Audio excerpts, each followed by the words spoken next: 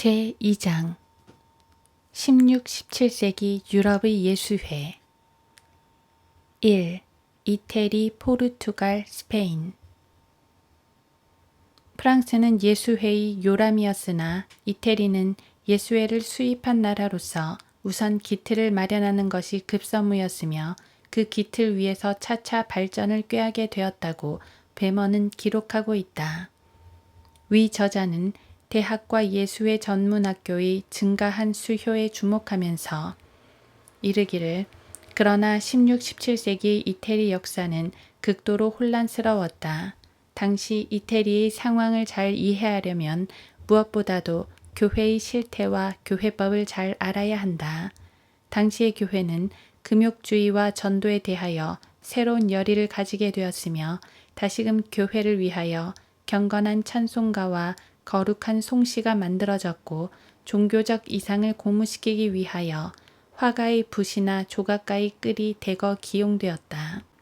이러한 현상은 교양 있는 계층들이 예수회 학교와 고해소 안에서 배운 결과가 아니고 무엇이겠는가. 거기에는 동심의 순수성도 기쁨도 즐거움도 찾을 수 없으며 인간의 소박한 사랑조차 볼 수 없었다. 사실 예수회 학도들은 성결, 경건, 독실과는 거리가 멀었기 때문에 화려한 장식과 황홀한 환상적인 면에 보다 많은 관심을 가지고 있었다. 그래서 그들은 순교자의 잔혹한 고통과 놀라운 고행을 그림에 담고 거기에 도취되어 버렸다. 한마디로 그들은 찬란하고 극적인 미술품만을 요구했던 것이다. 16세기 말부터 이태리의 문학과 예술은 이러한 정신적 변화를 충실히 반영하고 있다. 그것들은 신앙의 공감으로 인한 찬양과 아름다움 대신에 그 반감으로 인한 불안, 가식, 충격적인 주장 등을 담고 당시의 특징을 이루고 있다. 예수의 특징은 바로 이러한 점에 있는 것이다. 만일 영적 훈련에서 사람의 마음을 사로잡는 예수의 기술을 파악하지 못하였다면 변조와 치밀함 그리고 찬란하고 극적인 예수의 열정이 이들 신비주의자들에 의한 영적 훈련의 발현임을 믿지 못할 것이다. 또한 그것은 하나의 금언을 적용시킨 결과이기도 하다. 즉, 목적은 수단을 정당화시킨다는 이 금언이 이태리의 문학과 예술은 물론 정치 및 정신 분야에까지 예수회의 정열을 침투시켰다. 이태리는 종교개혁의 영향을 거의 받지 못하였다. 단지 모진 박해에도 불구하고 이태리 반도의 북쪽과 남쪽으로 흩어져 생존한 왈덴스만이 1532년 칼빈 교도와 합류하였을 뿐이다. 예수회 회원인 포세비노의 보고서에 의하면 사보의 엠마누엘 필리베르트가 1561년 이단자들에 대한 또 한 차례의 피해 박해에 착수하였음이 밝혀졌으며 이와 똑같은 사건이 칼라브리아의 까살 디 산 시스토에서 발생하였다. 이러한 학살을 은폐하기 위하여 예수회 회원이 바쁘게 움직인 것은 그들이 관련되어 있음을 반증하는 사실이다. 포세비노 신부로 말하자면 그는 군목으로서 카톨릭 군대에 종군하며 필수적이며 거룩한 행위로서 개신교 목사들을 불로써 박멸하도록 종용하였다. 예수회는 16, 17세기 동안에 나폴리에서 뿐만 아니라 파네스 궁전이 있는 파르마에서도 막강한 힘을 과시하였다. 그러나 베니스에서는 예수회가 교황의 충실한 종이며 대변인으로서 호의를 다하였지만 1606년 5월 14일 예수회는 추방되고 말았다. 그럼에도 불구하고 1656년 그들은 기환을 허락받았으나 그 공화국 내에서 그들의 영향력이란 과거의 잔영에 불과한 것이었다. 예수회에 있어서 포르투갈은 선택된 국가였다. 그 왕국에서는 일찍이 요한 3세의 치하에서 가장 강력한 종교적 유대 관계를 형성하였다. 그리고 브라간자 왕위를 찬탈한 1640년의 혁명 이후에는 그 영향력이 더욱 확대되었다. 브라간자 왕조의 첫 왕 아래서 페르난데스 신부는 중신으로 등용되었으며 어린 알퐁세 6세의 치하에서는 최고 고문이었으나 섭정 루이제 여왕으로부터 경고를 받기도 하였다. 결국 드빌 신부가 1667년 알퐁세 6세를 패하고 피터 2세가 왕위를 계승하게 되었으며 새로운 국왕은 엠마누엘 페르난데스를 보좌관에 임명하였다. 성직자는 어떠한 공직도 가질 수 없다는 왕국의 법령에도 불구하고 그 어느 국가에서보다도 더욱 커다란 권력을 강력하게 행사하였다. 그들은 왕가의 조언뿐만 아니라 국왕 및 중신들과 함께 주요 국사에 참여하기도 하였다. 실제로 여러 가지 증거를 살펴보더라도 행정부의 권한은 유명무실하며 정부의 허락 없이 교회가 독단적으로 처리하는 일이 다반사였다. 성직자나 귀족 그리고 국민들은 이러한 예수회의 지지와 호의를 얻게 되면 대단한 영광으로 여겼다. 외교권 역시 예수회가 장악하고 있었다. 분별력을 조금이라도 가진 사람이라면 이러한 폐단이 국익에 전혀 도움이 안 된다는 사실을 잘 알고 있었을 것이다. 실제로 그 결과로 인하여 그 불행한 왕국이 곧 쇠망하게 되는 것을 우리는 볼 수 있다. 18세기 중반기 폰파리 후작이 그의 정치적 교활함으로 예수회와 운명적인 결탁을 이루게 되자 포르투갈의 운명은 멸망의 늪으로 빠지기 시작하였다. 스페인에서는 예수회의 침투가 비교적 서서히 이루어졌다. 특히 고위 성직자들과 도미니크파 수도사들이 예수회의 입국을 오랫동안 반대하였다. 그러나 이들의 반대를 물리치고 국왕 샤를 5세와 필립 2세는 그들의 입국을 허용하였다. 그러나 이 교황 용사들의 충성은 받았지만 그들을 신뢰하지는 않았다. 그것은 왕권에 대한 잠식이 두려웠던 것이다. 그러나 교활하기 이를 데 없는 예수회는 결국 그 불신을 극복하는 데 성공하였다. 17세기 전반에 걸쳐 그들은 귀족층과 궁중에 뿌리 내린 세력을 바탕으로 무소불능의 역량을 과시하게 되었다. 즉, 전 독일군 기병 장교 출신의 나이트하르트 신부가 국가 상임 고문이며 수상인 동시에 수석 종교 재판장으로서 국가의 전권을 장악하였던 것이다. 포르투갈과 마찬가지로 스페인에서도 왕국의 멸망은 예수의 영광과 더불어 시작되었다. 이 점에 대하여 에드가 퀴네가 언급한 것이 있다. 본인이 보건대 왕조가 멸망하는 곳에는 어디든지 그 이면에 악마가 도사리고 있었다. 그것은 흑암의 세력인 고백자들로 하여금 왕조마다 멸망의 수렁 속으로 부드럽고 강하게 유혹하였다. 사실 스페인의 쇠락이 전적으로 예수회만의 책임으로 돌릴 수는 없다고 말할 수 있다. 그러나 예수회가 교회와 다른 교단의 손을 잡고 왕국의 몰락을 재촉한 것은 부인할 수 없는 사실이다. 예수회가 부유해지면 부유해질수록 스페인은 더욱 피폐해져만 갔다. 그래서 샤를 2세가 운명했을 때 흔히 말하는 사망군주의 혼이 구제금 1만 냥조차 내지 못할 정도로 국고는 바닥을 드러내고 있었다. 2. 독일. 역사적으로 볼 때 카톨릭과 프로테스탄트 간의 분쟁 지역은 남부 유럽이 아니라 프랑스, 네덜란드, 독일, 폴란드의 중부 유럽이었다. 그래서 이들 국가는 예수회의 주전장이 되었다. 그리고 독일은 지정학적으로 그 전쟁의 무덤이 되었다. 악명 높은 염세주의자들 뿐만 아니라 사려 깊고 현명한 카톨릭 교도들까지도 전 독일 지역의 정통적인 교회가 그 목적을 상실한 것으로 여겼다. 사실 오스트리아와 보헤미아에서도 로마 교회의 부패는 너무나 극심해서 수십 년 안에 개신교가 득세하리란 예상은 당연한 것이었다. 그런데 그러한 예상은 깨어지고 대신에 나라만 두 쪽으로 갈라졌다. 이 점에 대하여 16세기 말엽의 카톨릭 당은 국회와 합스부르크 왕가와 예수회의 협력으로 그 사태를 원만하게 수습할 수 있었노라고 답변하기를 망설이지 않았다. 이 사태의 전개에 있어서 르네 프로필 밀러는 예수의 역할에 대해서 이렇게 기록하였다. 카톨릭의 목적은 언제 어디서나 군주들이 신부들의 뜻대로 따르도록 만드는 것이었다.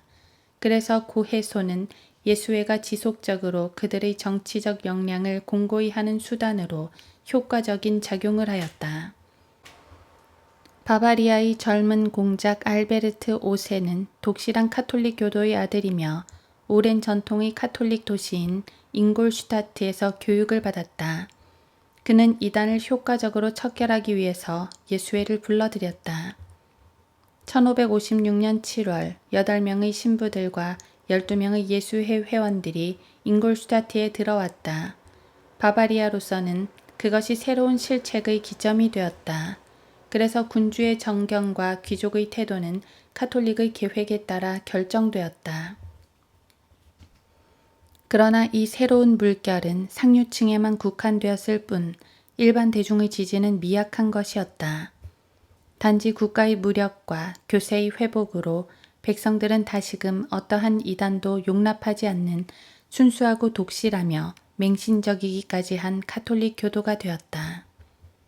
그토록 엄청난 사태와 그 결과로 보아 단순히 외부인, 예수의 회원과 신부의 소행으로 여기기에는 지나친 감이 없진 않다. 그러나 그들의 역량은 수에 반비례하며 아무런 장애물도 만나지 않고 그들은 임무를 효과적으로 마쳤다.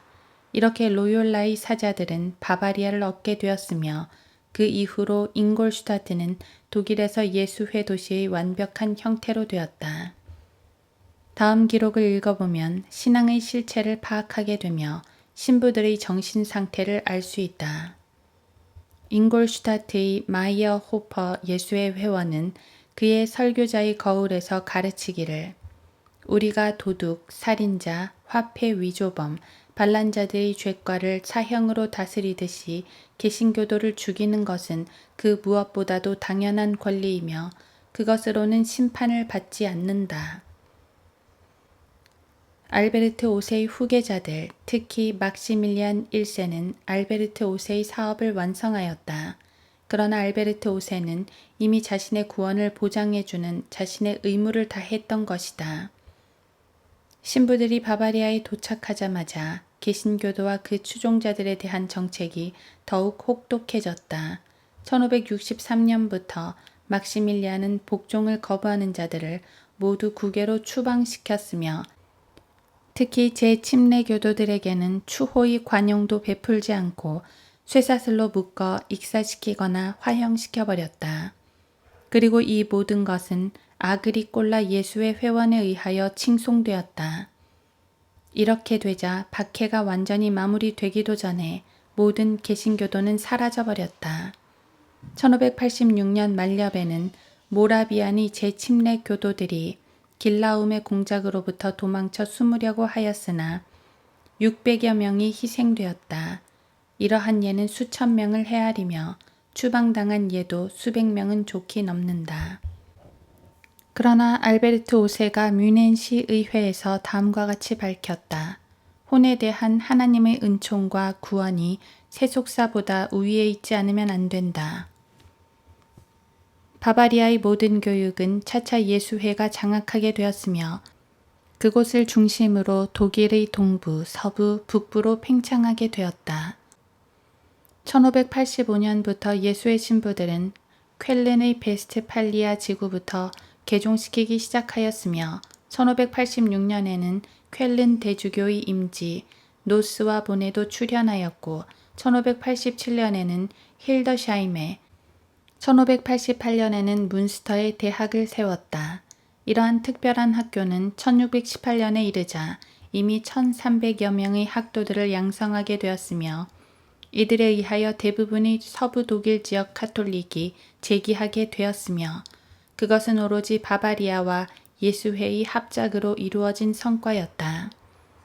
바바리아와 예수회의 결탁은 서부 독일보다는 오스트리아 지역에서 보다 중요한 작용을 하였다.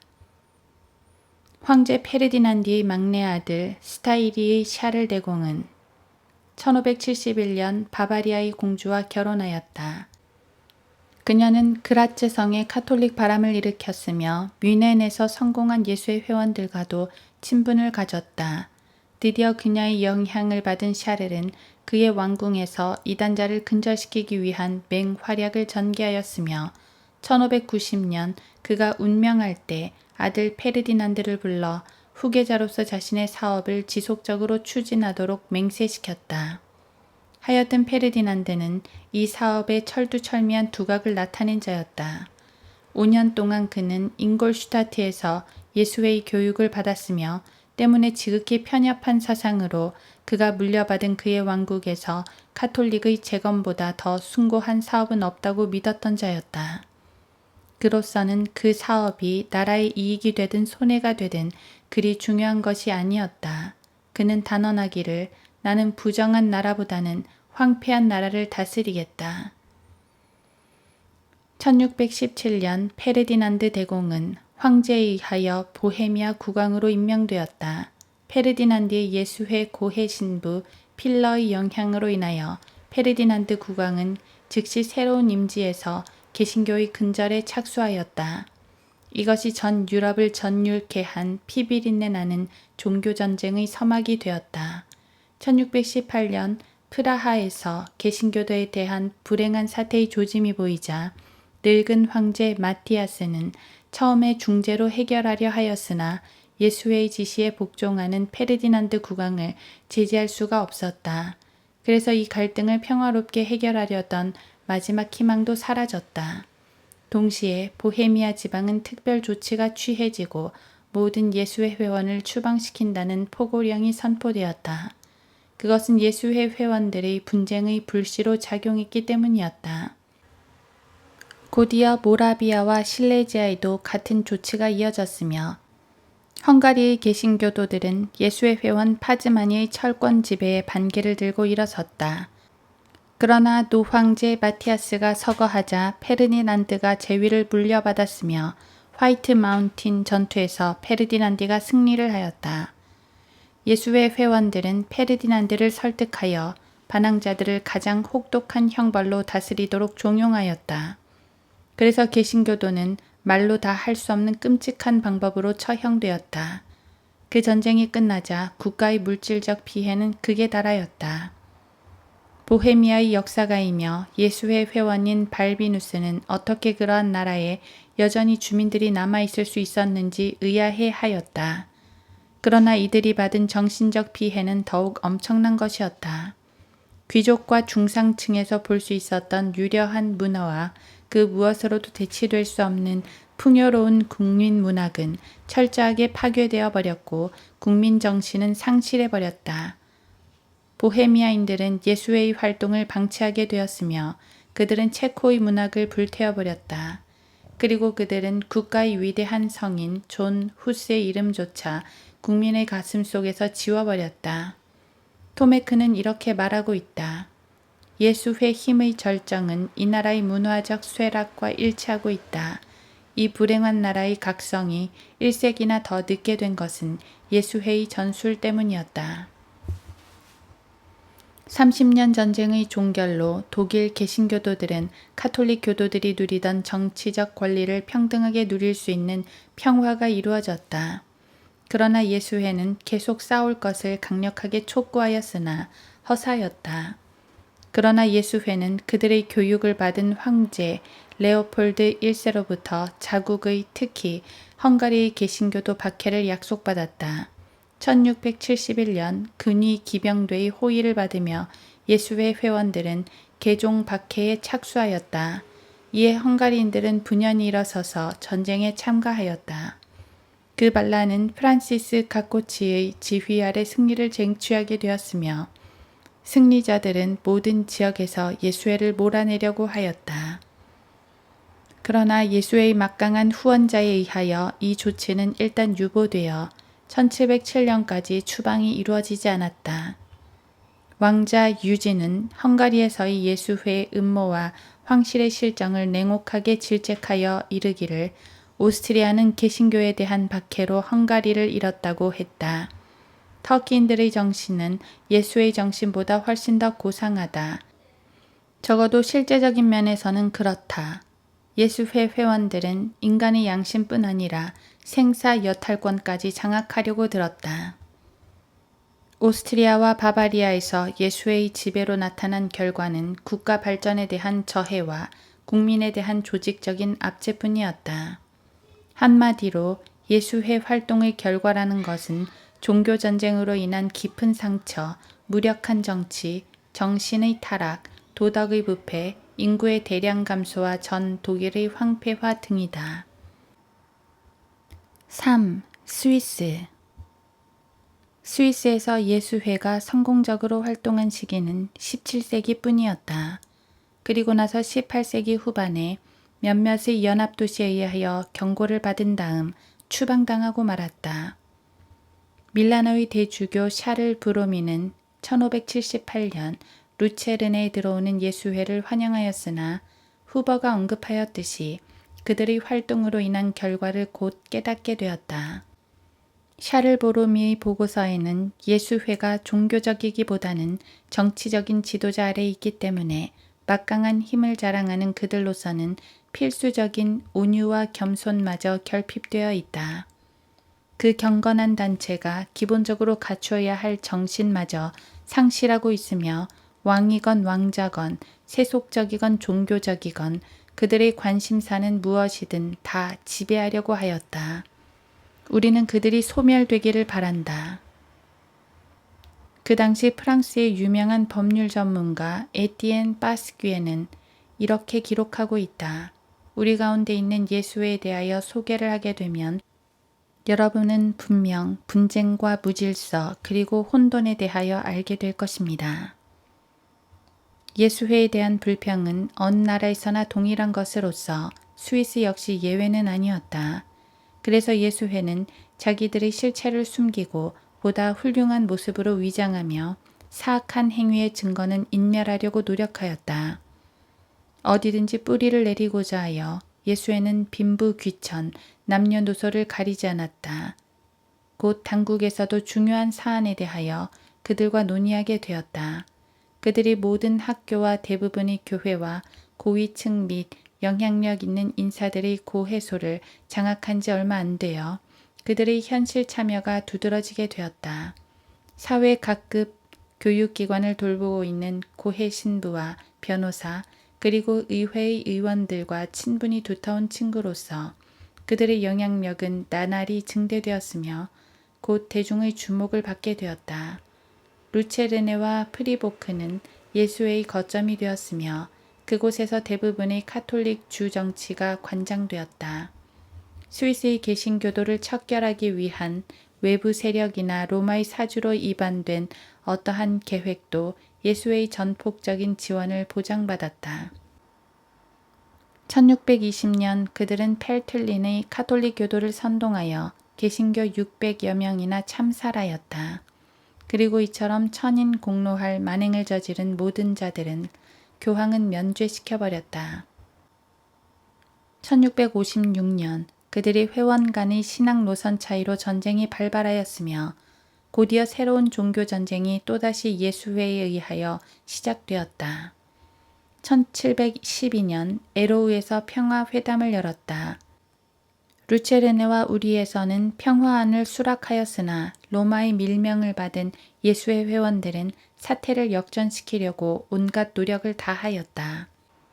그들은 이단자, 즉 개신교도들을 향하여 무기 들기를 주저하는 모든 자들의 면죄를 거절하였으며 이단자들에게 평화가 주어지자 카톨릭 교도로서 그 의무를 이행치 못한 자라고 여겨지면 누구든지 가차없이 설교단 위에서 공공연히 비난하고 나섰다. 그리고 의심스러운 참의원들을 면직시키려고 하였으며 루체르네에서는 반정부 선전 활동에 열을 올렸지만 평화를 파괴한 책임을 지지 않으면 안 되었다. 드디어 카톨릭계에서는 완전히 굴복하고 억지로 평화협정에 서명하였다. 그 이후로 스위스에서 예수회의 영향력은 차차 감퇴되었다. 오늘날 스위스 헌법 51조에 보면 스위스 연방공화국 내에서는 예수회의 어떠한 교육적, 문화적 활동도 금지한다고 명시되어 있다. 이 조항을 폐지시키기 위하여 예수회는 많은 노력을 기울여 왔으나 번번이 실패를 거듭해 왔을 따름이다. 4. 폴란드와 러시아. 예수회의 활동으로 폴란드만큼 치명적인 상처를 입은 나라도 없다. 이는 온건한 역사가 괴머에 의하여 증명된 사실로 그는 특별히 예수회에 대하여 적의를 품고 있는 것은 아니다. 예수회는 폴란드의 멸망에 전적으로 책임을 져야 한다. 이러한 표현은 결코 지나친 것이 아니다. 사실 폴란드의 쇠퇴는 예수회가 개입하기 전부터 시작되었다. 그러나 왕국이 멸망하게 된 직접적인 원인은 예수회의 정책 때문이었다. 폴란드는 전국적으로 정통 기독교가 수백만을 헤아리므로 종교적 관용이 정치의 필수 조건이었다. 그러나 예수회는 그것을 허용하지 않았으며 더 나아가 그들은 운명적인 태도로 카톨릭의 충성을 다 바쳐야 하는 정치 틀 속에 폴란드 국민들을 묶어버렸다. 이 기록은 19세기 말에 쓰여진 것으로서 1932년부터 1939년까지 폴란드 외무상을 역임한 콜로넬 베크가 제2차 세계대전이 끝난 후 발언한 내용과 매우 유사한 것이다. 바티칸은 우리나라 비극의 주요 원인 중의 하나이다. 오로지 카톨릭 교회를 위하여 수행된 대외 정책이 실수였음을 깨달았을 때에는 이미 늦어 있었다. 몇 세기를 거치는 동안 그 불행한 나라는 비참한 상태로 전락하지 않을 수 없었다. 1581년 이미 교황청 대사로서 모스크바에 가 있던 포세비노 신부는 폭군 짜르 이반과 로마교의 협력 체제를 구축하기 위하여 몹시 애쓰고 있었다. 그러나 이반은 그 문제에 대하여 별로 달가워하지 않았다. 1584년 러시아와 폴란드 간의 키어보라고라 평화회담의 중재자로서 포세비노 신부는 커다란 희망에 부풀게 되었다. 그 평화회담에서 그 중재자는 러시아에 기울어져서 이반에게 유리하도록 이끌었다. 물론 그것은 러시아를 개종시킬 절호의 기회를 제공해 줄 수 있으리라고 여겼기 때문이었다. 그러나 포세비노는 아무런 성과 없이 러시아를 떠나야만 했다. 그로부터 2년 후 러시아의 닫힌 문을 열 수 있는 더 좋은 기회가 주어졌다. 그리슈카 오스트레뷰프라는 성직을 박탈당한 수도사가 와서 예수에게 고하기를 자신은 암살당한 짜르 이반의 아들 디미트리이며 만일 자신이 짜르 보위의 주인이 된다면 로마를 위하여 모스크바를 다스릴 것이라고 하였다. 예수에는 생각해 볼 것도 없이 오스트레퓨브를 생도미르의 대법관에게 소개장을 주어 보냈는데 그는 오스트레퓨브에게 딸을 주어 결혼하게 하였으며 그들은 폴란드의 국왕 시지스몬스 3세를 아련하고 교황의 기대를 전달하여 짜르 보리스 고도노프를 공격할 폴란드군을 기병시키는 데 성공하였다. 이러한 지원의 보답으로 가짜 디미트리는 예수의 수도원의 하나인 크라스코비에서 선조들의 종교를 부인하고 보리스를 제압하는 대로 크레물린 궁에서 가까운 모스크바의 예수회를 설립하기로 약속하였다. 디미트리에 대한 러시아 정교회의 증오심은 그가 카톨릭 교회에서 얻은 호의만큼 컸다. 1606년 5월 27일 수백 명의 폴란드 지지자들과 함께 디미트리는 대학살을 주도하였다. 그때까지 러시아에서는 국가적인 정견을 함부로 말할 수 없었으나 그 원한이 너무도 강렬하게 사무쳐서 로마 교회와 폴란드에 대한 광적인 국민적 적개심이 즉시 형성되었다. 오스트리아와 연합한 시지몬드 3세의 대터키 침략 전쟁은 예수의 강권으로 강력하게 추진되었지만 폴란드에게 돌아간 것은 비참한 결과뿐이었다. 폴란드는 예수의 득세로 잃어버린 것이 너무도 많았다. 포르투갈을 논의로 한다면 예수회가 그토록 강력한 지배력을 행사한 나라도 폴란드뿐이었다. 폴란드는 예수회의 왕을 가진 나라였을 뿐만 아니라 1649년 장 카사미르가 총재로 취임하자 예수회의 나라가 되었다. 폴란드가 멸망의 늪으로 치달을 무렵 예수의 각종 기관과 학교의 수가 급증하자 1751년 예수의 총재는 폴란드를 특별히 거룩한 나라로 지정하였다. 5. 스웨덴과 영국. 스칸디나비아 제국에서는 루터교가 특히 우세한 형세였다. 예수회는 그들의 열세를 회복하려고 반격에 나섰으나 루터 교도들은 독일에서 발생한 사태를 전혀 모르고 있었다. 카톨릭당은 소수로 전락해 있었지만 여전히 강력한 영향력을 행사하고 있었다. 고 피에르 도미니크는 기록하고 있다. 예수의 유일한 희망이 있다면 그것은 통치자를 은밀하게 친카톨릭 인물로 바꾸는 것이었다. 그런데 스웨덴의 국왕 잔 3세 바사는 1568년 로마 카톨릭 교도인 폴란드 공주 캐서린과 결혼하게 되자 1574년 니콜라이 신부와 예수의 회원들을 신학교 건립을 위하여 초청하였다. 비록 공식적으로는 루터교를 표방하고 있었지만 그들은 열렬한 로마 카톨릭 교도로서의 개종 작업에 착수하였다.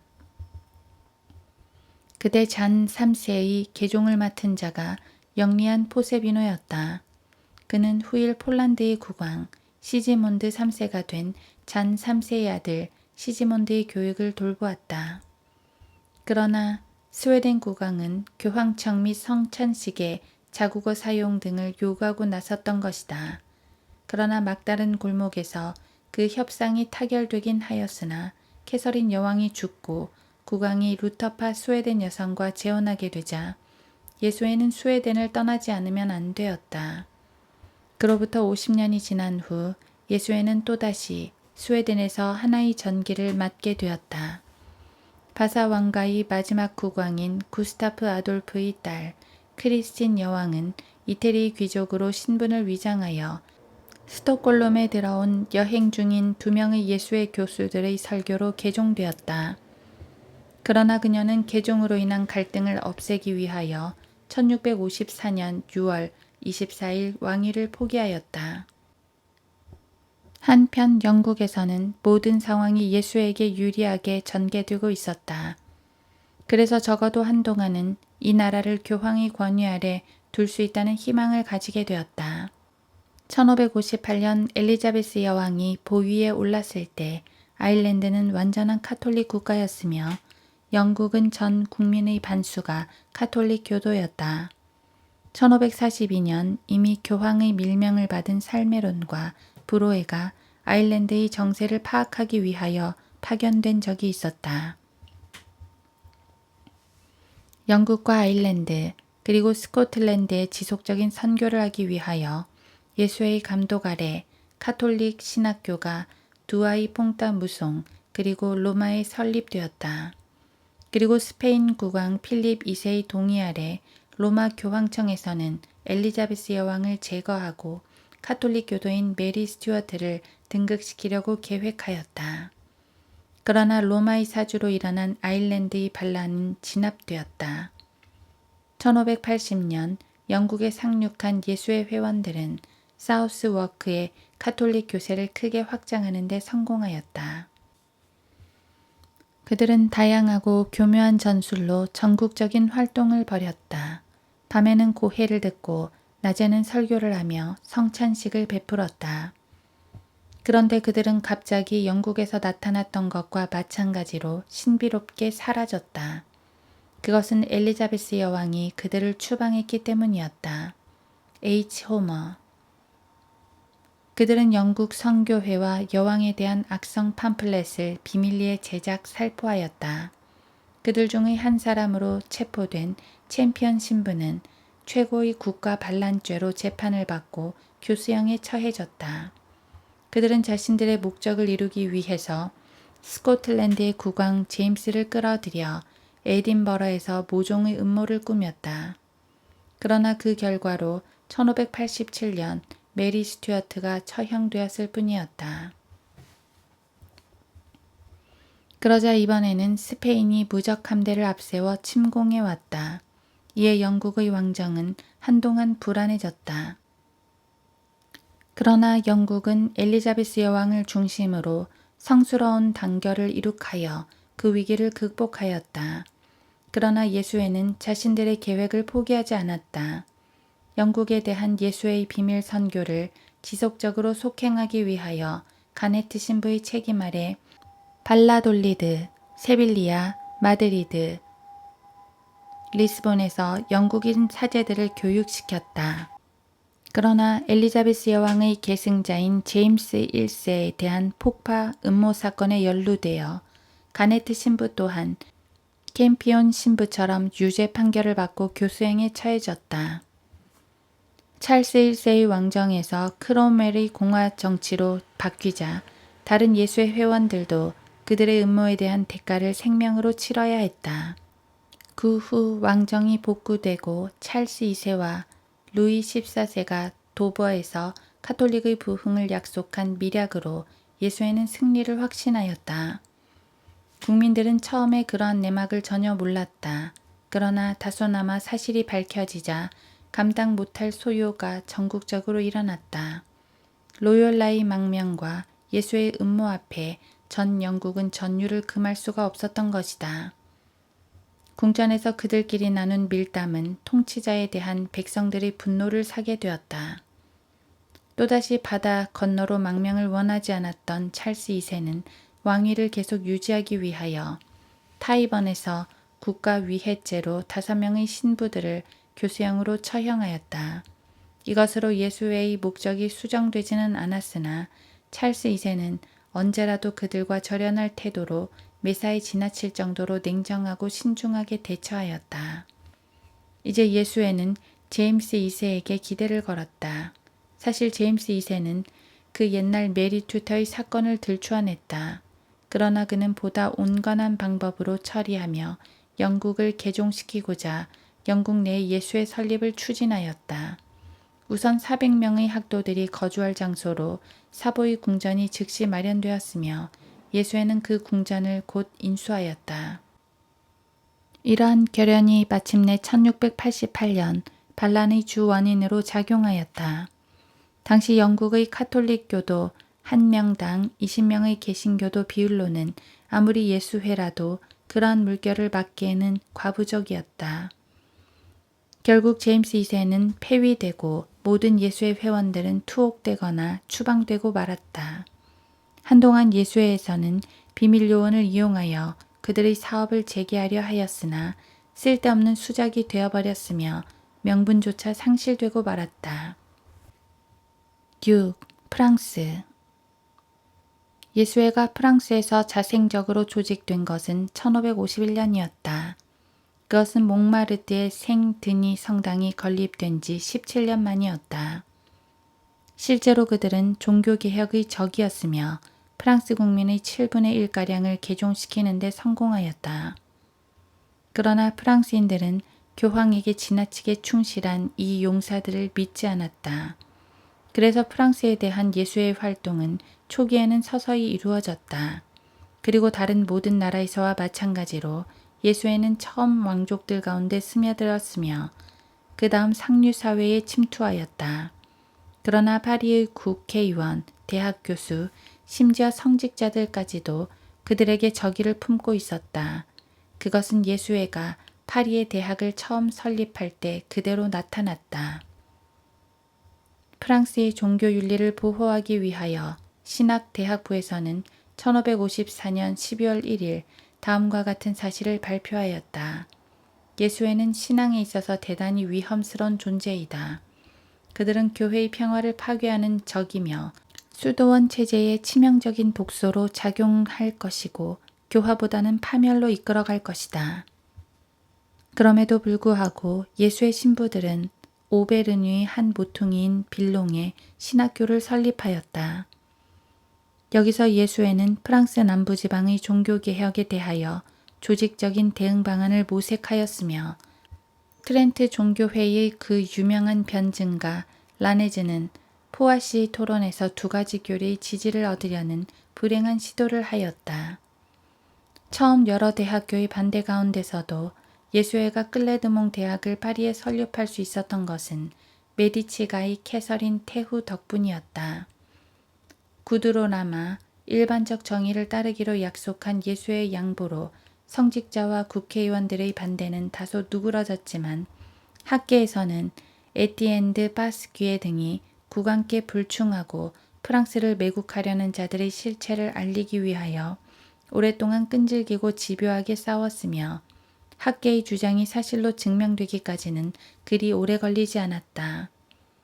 1572년 성 바돌롬의 대학살을 예수회가 계획한 것인지는 물어볼 필요가 없다. 언제나 교묘하고 유연하게 처세하는 예수회의 정책은 단 하나의 목적만을 가지고 있다. 그것은 바로 이단의 파멸이라는 교황의 목적이다. 만사가 바로 이 최고의 목적에 결부되어 있다. 메디치가의 캐서린이 이러한 목적을 위하여 힘써 주었고 귀제가의 지원이 있었던 것이다. 그러나 1572년 8월 24일 밤에 발생한 바돌롬의 대학의 주안점은 끔찍한 동족 상잔의 서막이 되었다는 것이다. 3년 후 일명 파리의 왕 귀제 공작이 암살되자 하나의 동맹이 결성되었으며 모든 기독교 군주들은 개신교도와 싸우도록 종용되었다. 현명한 국왕 앙리 3세는 종교전쟁을 피하기 위하여 나바르의 왕 앙리와 협정을 맺고 온건한 카톨릭 교도들과 개신교도들을 규합하였으며 로마를 중심으로 동맹 세력의 광신자들은 스페인의 지원을 받았다. 예수회는 프랑스 국왕이 이단에 빠졌다고 파리에서 강력하게 주장하고 나섰다. 생 앙뚜안느 거리에서 자리 잡고 있는 예수회 본부의 동맹 지도부는 수기에 들어갔다. 파리에 대한 스페인의 영향력은 거의 없다. 동맹은 단지 기술적으로 이루어진 하나의 기구일 뿐이다. 지금까지 30년 동안 로마의 명목 아래 싸워왔던 예수회는 파리의 비밀의 정복자였다. 그리하여 앙리 3세는 암살당했다. 그러나 후계자는 개신교도였기 때문에 그 암살의 목적은 정치적인 것이 아니라 다른 데 있음을 쉽게 알 수 있었다. 그 암살을 계획한 자코뱅 당원 클레맹에게 사주한 자들이 위구노 후계자에 대한 프랑스 카톨릭 교도의 반란을 기대하고 저지른 사건이라고 말한다면 잘못된 것일까? 그 사건으로 인하여 얼마 후 클레맹은 예수의 회원 카멜레로부터 천사라는 찬사를 받았으며 그 사건을 예수의 활동의 모범으로 학생들에게 교육시킨 예수의 회원 귀나르는 결국 교수형에 처해지고 말았다. 이들 학교의 수업 내용 가운데에는 다음과 같은 사실이 포함되어 있다. 자크 클레맹은 성령의 인도로 큰 일을 해냈다. 만일 우리가 국왕을 상대로 싸워야 한다면 우리는 그것을 피해서는 안 된다. 만일 그때 우리가 그와 대적할 여건이 안 된다면 그를 암살하는 것이 최선의 방법이다. 그리고 또한 우리는 성 바돌롬의 대학살에서 한 가지 커다란 실수를 하였다. 그때 우리는 왕가의 피를 봤어야 했다. 1592년 앙리 4세를 암살하려던 자가 붙들려서 자백하기를 예수의 회원 파리 지부장인 바라드 신부의 지시였다고 하였다. 1594년 장 샤텔의 국왕 암살 기도가 있었다. 그 범인은 전 예수회의 학도로서 실행 직전에 참회하였다. 바로 이러한 경우가 앞서 언급한 귀나르드 신부가 교육한 결과이다. 이에 국왕은 청년을 타락시키며 사회 질서를 파괴하고 국가에 불충하는 로열라의 후예들을 프랑스 왕국으로부터 추방시키는 포고령을 의회에서 발표하게 하였으며 귀나르드 신부는 그레브에서 교수형으로 그 죄과를 대신했다. 그러나 그 포고령은 오래가지 않았다. 1603년 의회의 만료에도 불구하고 국왕은 계략에 뛰어난 예수회의 총재 악과 비바의 설득으로 앙리 4세는 예수회를 다시 신뢰하게 되었다. 그리고 프랑스에 다시 나타난 예수회는 국왕과 국가에 충성하는 모습을 보여주었다. 예수의 총재의 섭외 능력은 얼마나 뛰어난지 그리도 광적인 로마조차도 프랑스의 개신교도의 권리를 인정하는 낭트 칙령을 받아들이게 하였다. 1498년. 뿐만 아니라 그들은 자신들에 대한 스페인의 지원도 중단하게 만들었다. 그 대신 앙리 4세는 예수의 회원 중에서 가장 현명한 꼬똥 신부를 국왕의 개인 고문 겸 황태자의 개인 교사로 내정하였다. 1610년 5월 16일 오스트리아 침공 전날 밤에 국왕은 라벨락에 의하여 시해되었다. 그런데 그는 마리아나 신부와 수아레츠 신부의 저서에 고무되어 시해하게 되었노라고 자백하였다. 이 두 사람은 이단적 전제군주나 로마 교황에게 불충한 자들의 사례를 부추겼다. 예수의 악명 높은 친구로서 왕이 암살될 때 편지를 읽게 만든 에비뇽 공작과 미셸레는 이미 그 암살 계획을 알고 있었음이 드러났다. 사실 라벨락은 거사 직전에 예수의 신부 도미니크에게 고해하였음을 밝혔다. 재판정에서 그 신부에게 그 사실을 묻자 그는 담담히 대답하기를 하나님께서는 본인이 고해서에서 듣는 모든 사실을 듣는 즉시 잊어버리는 선물을 내려주셨다고 하였다.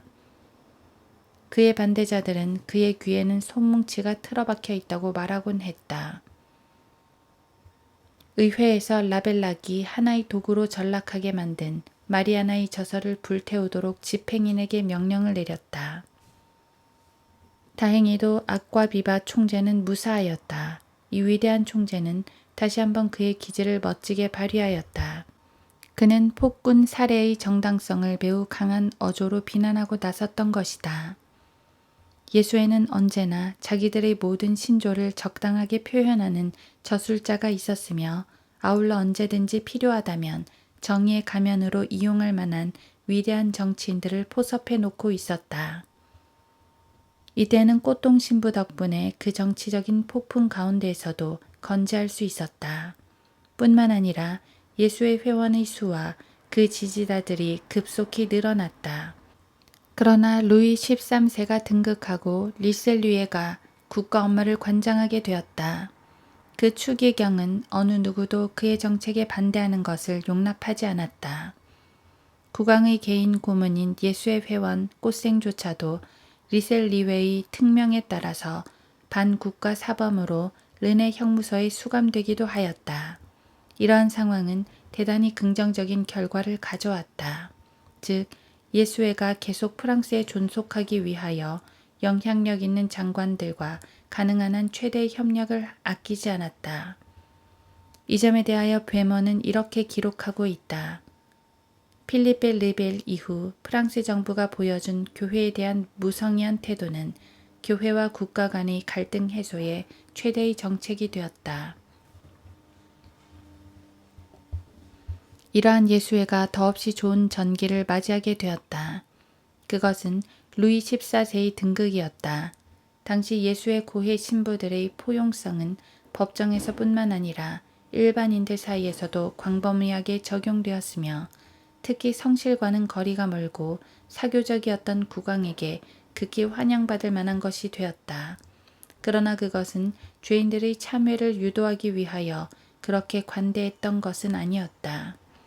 프랑스 국왕은 그의 애정 행각을 포기할 의도는 전혀 없었고 그의 개인 고문관 역시 국왕의 명백한 간통 행위에도 불구하고 그러한 문제에 대해서는 조심스럽게 회피하였다.